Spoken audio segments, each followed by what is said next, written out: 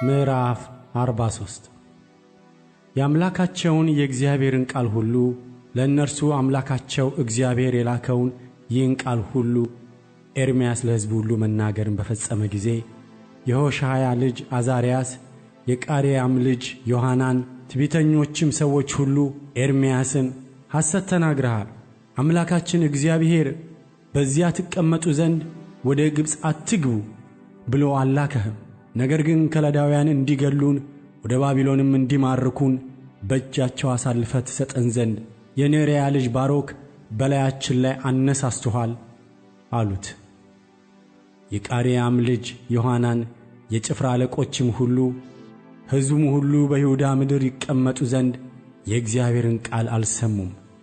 የቃሬያም ልጅ ዮሐናን፣ የጭፍራ አለቆችም ሁሉ በይሁዳ ምድር ለመቀመጥ ከተሰደዱባቸው ከአሕዛብ ሁሉ የተመለሱትን የይሁዳን ቅሬታ ሁሉ ወንዶችንና ሴቶችን ልጆችንም የንጉሡንም ሴቶች ልጆች የዘበኞቹም አለቃ ናቡዘረዳን ከሳፋን ልጅ ከአኪቃም ልጅ ከጎዶልያስ ጋር የተዋቸውን ሰዎች ሁሉ ነቢዩንም ኤርምያስን የኔርያንም ልጅ ባሮክን ወሰዱ።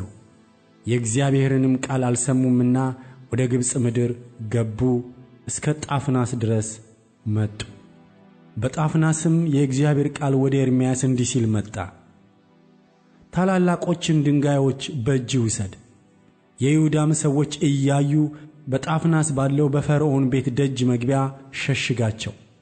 እንዲህም በላቸው፣ የእስራኤል አምላክ የሠራዊት ጌታ እግዚአብሔር እንዲህ ይላል፣ እነሆ ልኬ ባሪያዬን የባቢሎንን ንጉሥ ናቡከደነፆርን አመጣለሁ፣ ዙፋኑንም እኔ በሸሸግኳቸው በእነዚህ ድንጋዮች ላይ አኖራለሁ።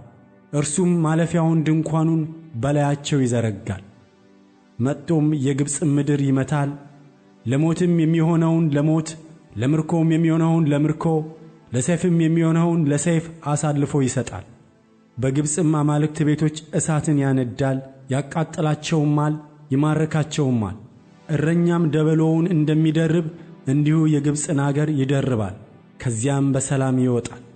በግብፅ ምድር ያለውን የሄልዮቱን ከተማ ሐውልቶች ይሰብራል፣ የግብፅንም አማልክት ቤቶች በእሳት ያቃጥላል።